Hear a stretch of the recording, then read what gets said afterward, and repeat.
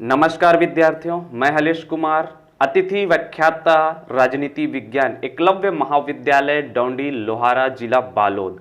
आज हम सीखेंगे केंद्रीय प्रवृत्ति की माप को ज्ञात करना।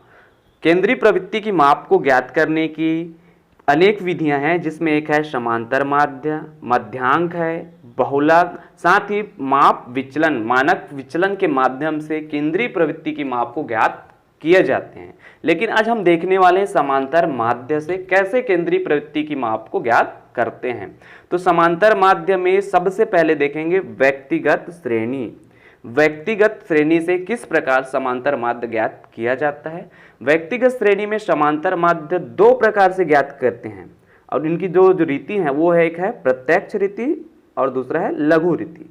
प्रत्यक्ष रीति को डायरेक्ट मेथड के नाम से जाना जाता है, लघु रीति को शॉर्टकट मेथड के नाम से जाना जाता है।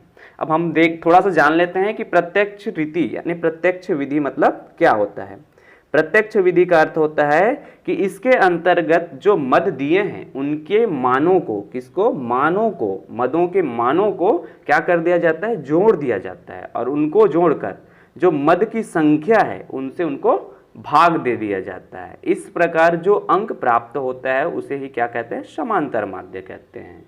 कि जो मद दिए रहते हैं, जैसे जो मद दिए हैं 1 से लेकर 10 तक मद दिए हैं और इनके अलग अलग मान हैं, तो उनके मानों को आपस में जोड़ दिया जाता है और जोड़कर उनको किससे दे दिया जाता है, संख्या से भाग दे दिया जाता है। चलिए आगे देखते हैं, इनको हल करने का प्रयास करते हैं।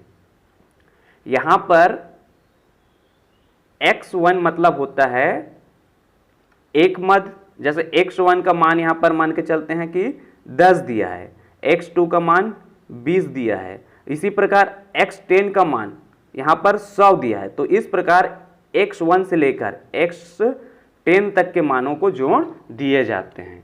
तो इस प्रकार से जो मान प्राप्त होता है वही क्या कहलाता है, समांतर माध्य कहलाता है। इसका जो सूत्र है वो है समांतर माध्य बराबर सिग्मा x बटे n।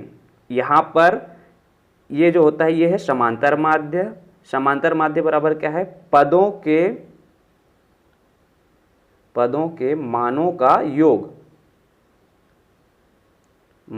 योग बटे पदों की संख्या।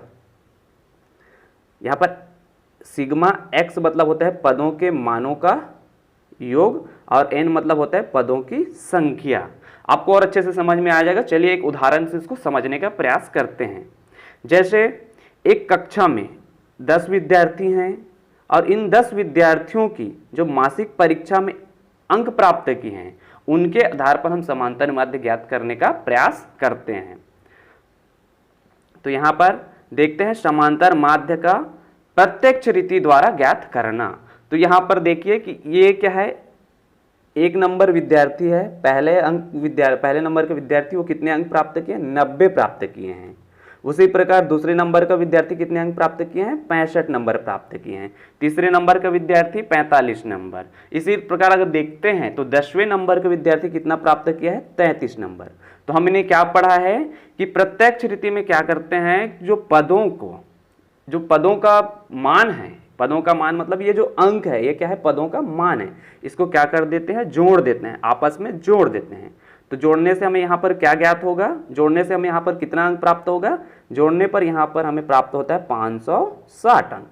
और इस 560 अंक को क्या करेंगे, जो पदों की संख्या है, तो पदों की संख्या क्या है यहाँ पर 1 2 3 4, यहाँ पर 10, तो पदों की संख्या 10 है। हमारे पास सूत्र क्या था कि समांतर माध्य बराबर पदों की मानों का योग बटे पदों की संख्या। तो यहां पर क्या है, लगा सूत्र के अनुसार इसको रख देते हैं। तो 560 बटे कितना, 10।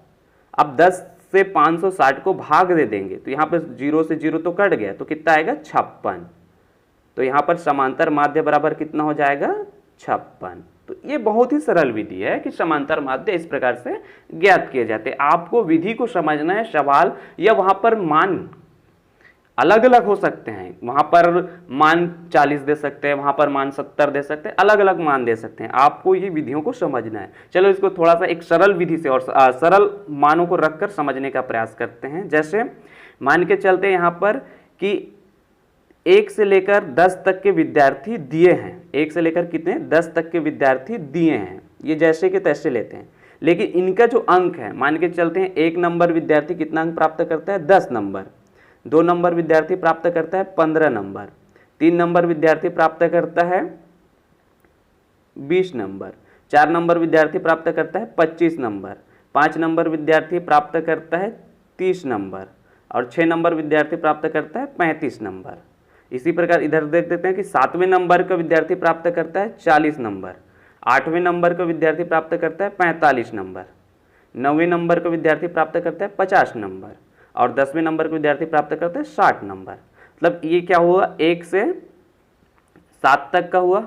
1 नंबर का कितना था 10, तो इसको आपस में जोड़ देंगे कि 10 और 15, 20, 25, 30, 35, 40, 45, 50 और 60। तो टोटल जोड़ते हैं तो कितना मान प्राप्त होगा, जोड़िए इसको, टोटल आपस में जोड़ देते हैं। 10 और 15 हो गया 25, 20, 45, 45, 5, 50, 20, 70, 70, 30, 100, 35, 100, 135, 40, 75, 45, टोटल जोड़ते हैं तो ये हो जाता है 330 और पदों की संख्या कितनी है 10।